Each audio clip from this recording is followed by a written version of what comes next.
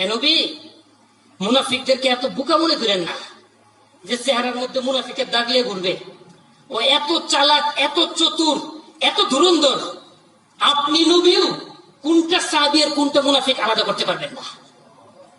আল্লাহ বলতেছেন যে মুনাফিক রাসূলের চর্মচক্ষু খোলা ছিল, অন্তরচক্ষু খোলা, ওহী খোলা, ইলহাম খোলা, কাশফ খোলা, ফেরাসত খোলা, বসিরত খোলা, সব বাহ্যিক, আত্মিক, রুহানি সব যোগ্যতা রাসূলের খোলা। তারপরেও আল্লাহ বলতেছেন, হে নবী, সব যোগ্যতা দিয়েও উম্মতের মধ্যে মুমিন আর মুনাফিক আলাদা করতে পারবেন না। কারণ মুনাফিকরা এত চতুর হয়, উম্মতের মধ্যে এমন ভাবে মিশে থাকে। নাহনু না'লামুহুম, তবে আমি আল্লাহ প্রত্যেকটা মুনাফিককে চিনি। সানুআযিবুহুম মাররাতাইন, এই মুনাফিকদেরকে ডাবল শাস্তি দিব। এক নম্বর শাস্তি যেটা আখিরাতে হবে সেটা কি? ইন্নাল মুনাফিকিনা ফিদ দারকিল আসফালি মিনান নার, মুনাফিককে জাহান্নামের সবচেয়ে নিম্নতর স্তরে আমি শাস্তি দিব। আর দুনিয়াতে মুনাফিকের আরেক শাস্তি হবে, সেটা কি? এত বছর মনে করলাম কত বড় বুজুর্গ, মুরব্বী, আল্লাহওয়ালা, হুজুর, পীর সাহেব, সবকিছু ভাবলাম, যখন চেহারাটা পরিষ্কার হয়ে যাবে এটা তো মুনাফিক, তো মানুষ দেখে দেবো, ওহো, এটার আগে কত ভালো মনে করতাম, কিন্তু আসলে কত বড় মুনাফিক। দেখবে আর লজ্জা দিবে, এই লজ্জাটা হবে দুনিয়ার প্রথম শাস্তি। নাউযুবিল্লাহি মিন যালিক। কে বলতেছেন এই কথা? আল্লাহ। ভাই একটু চিন্তা করি, যদি রাসূলের জমানায়, রাসূলের মজলিসে, সাহাবীদের বেশে মুনাফিক লুকায় থাকতে পারে, তাহলে এই জমানায় সাহাবীদের চেয়ে উত্তম কোন বেশ আছে নাকি? সাহাবীদের সমপরিমাণ আছে নাকি? তাহলে সাহাবীদের বেশে যদি মুনাফিক লুকায় থাকতে পারে, এই জমানার সবচেয়ে বড় বুজুর্গির লেবাসের ভিতরে মুনাফিক লুকায় থাকতে পারে না? এর মানে কি এই সব সাহাবী মুনাফিক ছিলেন? নাউযুবিল্লাহ। তাহলে সব বুজুর্গ মুনাফিকরা বলা যাবে? কিন্তু এই কথা 100% সত্য। বুজুর্গির বেশে, শাইখুল হাদিসের বেশে, মুহাদ্দিসের বেশে, অনেক আল্লাহওয়ালা খানদান পীর সাহেবের বেশে মুনাফিক লুকায় দিচ্ছে আমাদের সমাজের মধ্যে। নিঃসন্দেহে রাসূলের হাদিস আর আল্লাহর কোরআন সত্য থাকলে কিয়ামত পর্যন্ত ইসলামের মধ্যে মুনাফিক লুকায় থাকবে। এইটাই প্রমাণ করে মেহনত হক। 5 টাকা নোটের নকল হইতে দেখছেন কোনদিন? জাল নোট আছে 5 টাকা, 50 টাকার আছে না, পুষায় না। 50 টাকা জাল নোটে 40 টাকা খরচ, 10 টাকা লেগে জাল করে আছে, ভিক্ষা করলে তো 10 টাকা পাওয়া যায়। তাহলে কি করতে হবে? নকল করতে হবে 1000 টাকা নোট, নকল করতে হবে 500 টাকা নোট, যেখানে 100 টাকা খরচ করলেও 400 টাকা লাভ। আর 1000 নোট যদি বানায় তাহলে 100 টাকা খরচ করলে 900 টাকা লাভ, ওইটার মধ্যে খরচ করতে হবে। এইরকম সুটকা ফটকা দলের ভিতরে মুনাফিক ঢুকে না। যে মেহনতের মধ্যে মুনাফিক ঢুকলে ইসলামের ক্ষতি করা যাবে, মুসলমানকে টুকরো টুকরো করা যাবে, মুসলমানের ইসলাম অর্জনের মেহনত ভেঙে দেওয়া যাবে, ইসলামের কাঠামো নষ্ট করে দেওয়া যাবে, ওই মেহনতের মধ্যে মুনাফিক ঢুকে। তার মানে বোঝা গেল মুনাফিকরাও বুঝা ফেলাইছে এটা হচ্ছে হক মেহনত। রাসূলের মেহনত আর আমাদের মেহনত মিলতেছে কিনা? হ্যাঁ। কখন রাসূলের মেহনতে মুনাফিক ঢুকছে?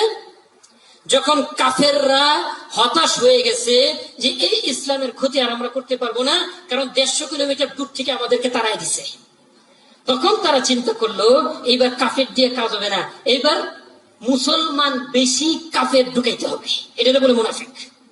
লোকটা কাফেরের, চেহারাটা মুসলমানের, এইরকম লোক দিয়ে ইসলামের ক্ষতি করতে হবে। এই যে 150 বছর, 100 বছর তবলিগ চললো, গোটা বিশ্বের তবলিগের বিরোধিতা করছে দুশ্মন। কিন্তু দুশ্মন বুঝা ফেলাইছে তবলিগ গোটা বিশ্ব এমন ভাবে কাভার করে নিছে, এমন ভাবে ক্যাপচার করে নিছে। এখন আমরা কাফেররা যদি ইসলামের বিরোধিতা করি, এই তবলিগের বিরোধিতা করি, তাহলে সমগ্র মুসলমান যদি এখন ঐক্যবদ্ধ যেহেতু হয়ে গেছে এক আমিরের অধীনে, যদি খালি আমির কোন একটা ডিক্লেয়ার দেয়া দেয়, সারা পৃথিবীর সমস্ত ক্ষমতা আমাদের শেষ। তাহলে কি করতে হবে? তাহলে তো এদের ধরা যাবে না। ধরলে মারলে গোটা বিশ্ব এক হয়ে গেছে, এখন সবাই মিলে এখন আমাদের বিরুদ্ধে এক হয়ে যাবে। তাহলে কি করতে হবে? আমরা কিছু করব না, আমরা আমাদের লোক দাড়ি টুপি লাগাই দিয়ে মুসলমানদের মধ্যে ঢুকাই দিব, ওরা আমাদের কাজ কইরা মুসলমানদেরকে টুকরা টুকরা করে দিবে। তখন যখন মুসলমান আলাদা হয়ে যাবে, এইবার মুসলমানকে মারতে আর কোন বেগ পাইতে হবে না, মুসলমান আস্তে আস্তে দুর্বল হবে, তখন আমরা যে দুর্বল মুসলমানকে খাই ফেলবো। এই যে দেখেন কি হয়, এরপরে কি হয় দেখেন। রাসূল সাল্লাল্লাহু আলাইহি ওয়াসাল্লাম বুঝে ফেললেন, আচ্ছা তাহলে আমার চতুর্পাশে মুনাফিক। ঠিক আছে, হজম করলেন। কিন্তু এখন তো পরীক্ষা, আর পরীক্ষার পরে প্রমোশন পরিবর্তন হয়, তাই না? বছরের পরে একটা বার্ষিক পরীক্ষা হয়। পরীক্ষা যারা টিকে তারা এর উপরের ক্লাসে উঠে, যারা ফেল হয় তারা ওই ক্লাসে থেকে থাকে। তাহলে প্রমোশন ডিমোশন তো পরীক্ষার উপরে নির্ভর করে। এখন সামনে তো বদরের যুদ্ধ, অনেক বড় পরীক্ষা। এখন যদি মুনাফিক মুসলমানের সাথে লাইগা থাকে, মুসলমান জিতে গেলে তো মুনাফিকও দিতে যাবে।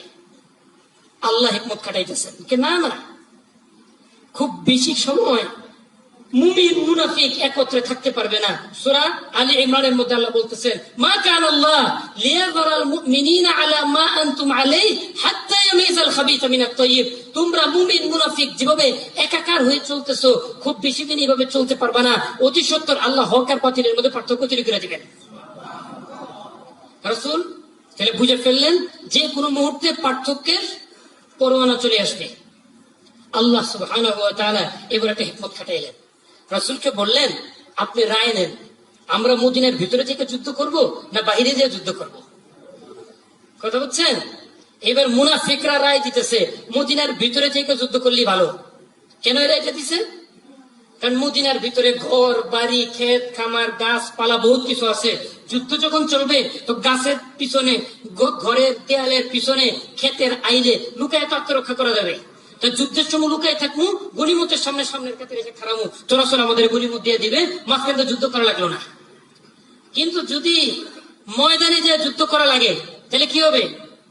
একটা তীর যদি লাগে আর তীরটা যদি জায়গা মতো লাগে তাহলে তো জীবন শেষ।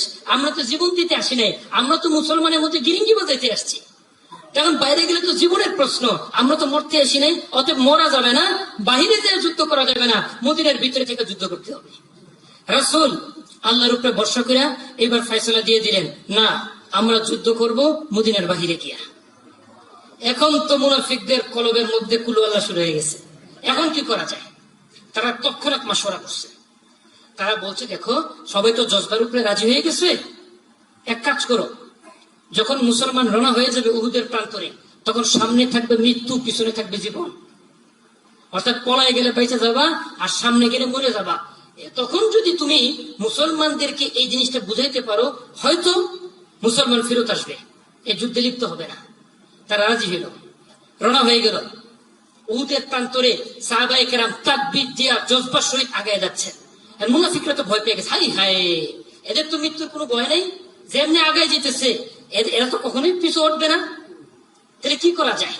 চিন্তা ফিকির করিয়া সে দিল একটা ঘোষণা দিয়া, এই ভাই শোনো, এই মুসলমান শোনো, আমরা মাত্র 1000, তাও নিরস্ত্র, আমাদের অস্ত্র শস্ত্র কিচ্ছু নাই, প্রশিক্ষণ ট্রেনিং কিচ্ছু নাই, লোকবল নাই। পক্ষান্তরে আমাদের বিরুদ্ধে যারা আছে তারা 3000, তারা হাবশার যোদ্ধাদেরকে ভাড়া করে নিয়ে আসছে, বনু কিনানার তীরন্দাজদেরকে ভাড়া করে নিয়ে আসছে।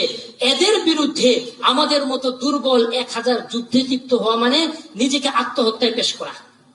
আত্মহত্যা জায়েজ নাই, তাই আমি নিজেকে আত্মহত্যায় পেশ করতে পারলাম না, আমি মদিনাতে ফেরত যাচ্ছি।